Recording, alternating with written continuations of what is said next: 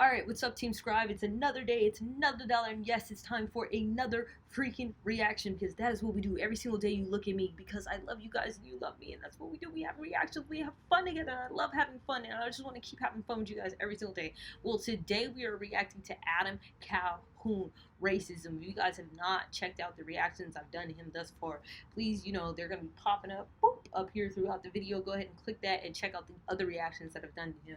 He's in the category of hippity, or hickety, hickety, hop, you don't stop. And I'm learning a lot about, the Adam Calhoun fans, the Struggle Jennings fans, Jelly Roll. I'm going to have a reaction to him coming soon, so just make sure you stay tuned for that. And just country rap in general, you feel me? And of course, Ryan Upchurch, oh, upchurch. We'll get to that in the next Ryan Upchurch song, so, stay tuned for that one. But we're outside today because it feels good. It's California. I said, you know what, why not? Let's go outside, let's kick it. Let me talk to Team Scribe, aka the Scribe Squad, and just tap in on these reactions, because that's what we do. Before we move on, you should go ahead and like and subscribe and hit that bell button, because you could ring my bell. Ring my bell. That way, every single time I drop a new video. Also, I'm on this journey with you guys to get to 10K by the end of the year. 10K subscribers. That is our goal. So hopefully we get there. Tell your friends about us. Whatever it is you need to do, let's get there. You feel me? And we'll have a big celebration. We'll party and we'll turn up. And you get to see the turn up side to me. But enough said. Like I said, Adam Calhoun, we've been on this journey of me discovering his music. Everybody told me to do a reaction to his song Racism, so that should let you know that I am actually reading the comments. And yeah, let's tap in, okay? Let's tap in for shelter. Let's go. Freckle, nigga, white trash, fuck you, nigga. What the fuck you rapping for? Cracker ass cracker, got your rebel flag. Whoa. That's a hell of a start. Okay, so we see the Confederate flag or rebel flag. I made a previous reaction and I called it the KKK flag. That was not my intention of calling it the KKK flag. But what you guys have to understand is that I grew up in California, and as an African American in California, there's a lot different perspective, especially being my generation of millennial, as far as what's associated with this particular flag. Which is why, if you check out the other recent reaction I did with Ryan Upchurch, I had a conversation. And I wanted to have a conversation with you all about what is your perspective of the flag, in an open and a positive conversation where we both have dialogue back and forth. Because as an African American, our perspective, at least on the West Coast, is a lot different towards this flag based off of the history and what we've encountered with this particular flag. But like I said, now I have more of an open perspective and a knowledgeable perspective about the Confederate flag, aka the rebel flag, depending on what it is that you refer to, based off of Team Scribe and Creeksquad and everybody else joining in. From my understanding, to a lot of people, it just represents Southern pride, which, like I said, I have an open perspective. I haven't really perceived it that way based off of my encounters with it, but that doesn't mean that other people don't just it doesn't mean that to them. You know what I'm saying? Like, it could very well just mean that and have no type of racist intentions behind it. So this is why I like having conversations with you guys, because music is supposed to incite conversation or invoke an emotion. I think that was a great conversation that we had. So make sure that you guys tap into that conversation we had on one of the Ryan Upchurch reactions that I did. It'll be up above, I think it's this side, one of these sides, for the you can click it and you can tap in, and I'm sure Adam Calhoun is going to incite another conversation, but let's keep going. So far, he started off with a bang. Flag with your camo hat backwards, stains on your shirt with your fucked up teeth. Piece of shit truck broke down middle of the street. Old lady bitching in the passenger seat, smoking like a chimney. Kids in the back can't breathe. Got a kid on her lap, smack his ass if he speaks. Always wearing white beaters cause her ass can't beat. Okay, that's white trash. Okay, so interesting. I guess he's, excuse the airplane, because like I said, I am outside, so we gotta have some type of noise. I'll talk through it. But it's interesting that I guess he's describing the perspective of what people perceive as what is white trash. Trash, but what about a hillbilly? Redneck motherfucker, never even near a city. Out in the woods, hunting deeper than the wolves. Get that big old buck, bring them home, eat until they full, or they out in the See, this whole country lifestyle is something that I'm tapping more into because I'm from the city. I'm from the suburbs. Like, we know nothing about that. We don't even know what the food really looks like. We just eat it. I'm be 100% honest.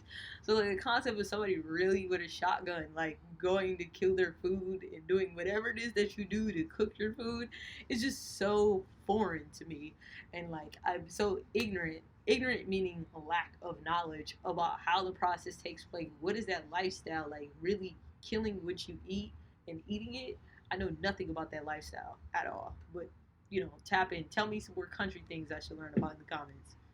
Shit, on the side, drinking shine. Old lady bitch, you better bring your ass inside. It's way past 9. You been drinking all night. Gotta get to work on time. Up before the sun rise. Call me redneck, white trash, say it back. I don't care, kiss my ass. I don't care, kiss my ass. They call me redneck, white trash, say it back. I don't care. So here's the thing about Adam, like he really claims whatever it is he is, or what at least what people perceive him to be, and I ain't got no problem with that. Like, be who you are. Like, don't change what it is that you are. Like, if that's who you are and you rocking with it, rock with it. Like, cool. Kiss my ass, I don't care, kiss my ass. They call me redneck, white trash, say it back. I don't care, kiss my ass. I don't care, kiss my ass. They call me redneck, white trash, say it back. I don't care, kiss my ass. I don't care, kiss my ass. What the fuck you rapping for? Nigga ass nigga, got your sagging pants with your ass hanging out. Okay, he dropping the N-word. We for sure gonna have to have a conversation about this. But I'm gonna listen though. Before we had a conversation, I'm for sure gonna listen because maybe it's for a specific purpose. Back hanging out in front of liquor stores selling crack just so you could put some 24s on your Cadillac. Baby mama bitchin', you ain't taking care of business. All you do is smoke weed, run around with other bitches, and you can't keep a job cause you in and out of prison. Guess it must be Trump's fault cause you making bad decisions. That's about niggas, but what about black folk? Raise their kids right every night, mom and dad at home, hunting for a job, not crying about a privilege, crying out to God, stop the violence where we live in. Fuck it though, you a nigga, and I'm just a cracker. They pin us against each other, sit back and they watch it happen. In the hood they selling crack and killing over shoes and jackets. In the trailer park they fall apart, a bunch of mad addicts. They call me redneck, white trash, say it back. I don't care, kiss my ass. I don't care, kiss my ass. They call me redneck, white trash, say it back. I don't care, kiss my ass. I don't care, kiss my ass. They call me redneck, white trash, say it back. I don't care, kiss my ass. I don't care, kiss my ass. They call me redneck, white trash, say it back. I don't care, kiss my ass. I don't care, kiss my ass.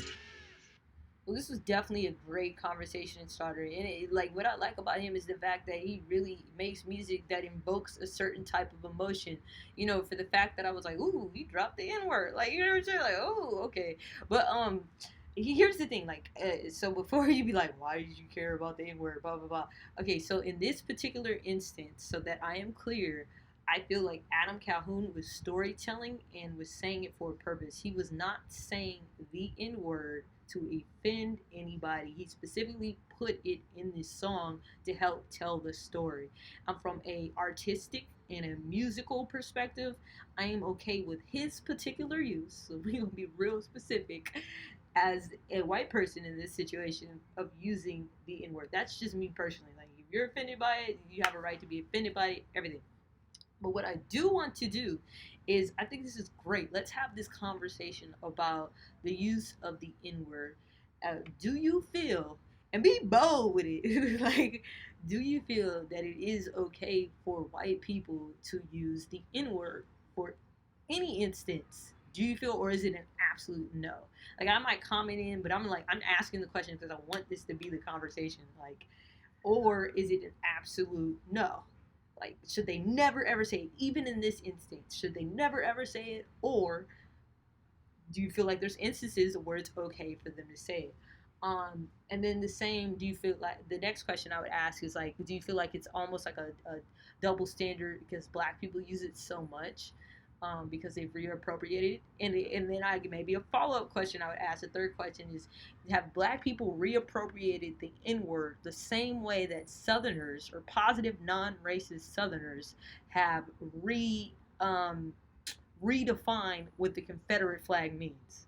All right, so that's 3 challenging questions. I have a feeling that this is going to be a deep intellectual conversation in the comments. Now, ultimately, okay, so my reaction to this video, I think it's dope. I think the song is dope, honestly. It's super intellectual, and it really does tap into of the perspective of, I think as people, the problem is we stop conversating and we stop realizing that, like, we actually have more in common than things that we have apart or separate. So it's like if we really took politics out of the situation, and like as far as party, like let's take party out of the situation and let's talk about like policy, or not even policy, let's talk about just overall understanding. African American people have a lot in common with quote unquote low income white people. As far as the misuse of drugs and lack of healthcare, and by healthcare I mean also like mental health or rehab or therapy, that's across the board. Like both communities are struggling with it. Right? Okay, so like as far as joblessness, so quote unquote black people are supposedly drug dealers in high amounts or blah blah blah. Like that's the misnomer or misconception.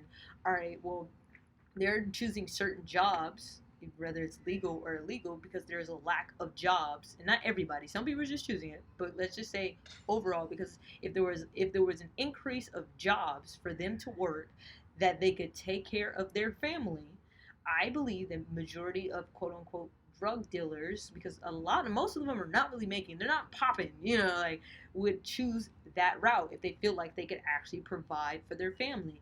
If you go to the low income white communities, they're out of a job. There used to be like GM Motors or auto plants, and honestly, you could literally not have a high school education and live in the United States and get a good job and take care of your family. Like those days are gone completely, just like gone. And so I feel like both communities have struggles that they have in common. It's just that we're not communicating. And whether it's African American people or Latino people or etc., like okay, so we believe like African American people are dying in a high alarming rates unarmed by police officers, and I feel like that's to several things. There's racism is in there, yes. Fear. Why are you afraid? Because it could be media perception, it could be perception, it could be based off of what you've encountered, but there's just a disconnect. And if people would actually talk and have these conversations, I think that we would see that we have a lot more in common than what we think that we do have in common. And so I guess for me, if my reaction channel ends up being a conversation starter, then great. That is what I'm going for. Let's have these conversations. So I had 3 questions. Tap in below. You guys have been amazing when it comes to comments. Um, and let's have this intellectual, deep conversation. Let's try to be respectful of each other's community or each other's opinions at the same time. That's ultimately what I want. Um, and know that if I'm commenting back, it's just my opinion. There's no hate at all. Because like I said, I really do mess with Adam, and let's thank Adam for starting this convo. All right, I'll see you guys tomorrow.